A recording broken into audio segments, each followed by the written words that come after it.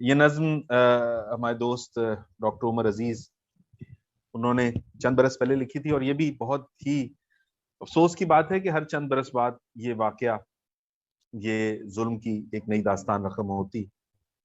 لیکن بہرحال یہ عہد حاضر کی 21ویں صدی کے ایک نوجوان شاعر کی نظم ہے، چھوٹی سی. ابابیلیں نہیں آتی، مقدس سرزمیں پر سینکڑوں بدمست ہاتھی آن پہنچے ہیں.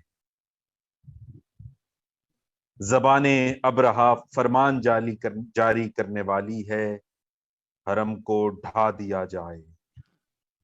مقدس سرزمین پر سینکڑوں بدمست ہاتھی آن پہنچے ہیں، زبان ابرہا فرمان جاری کرنے والی ہے، حرم کو ڈھا دیا جائے.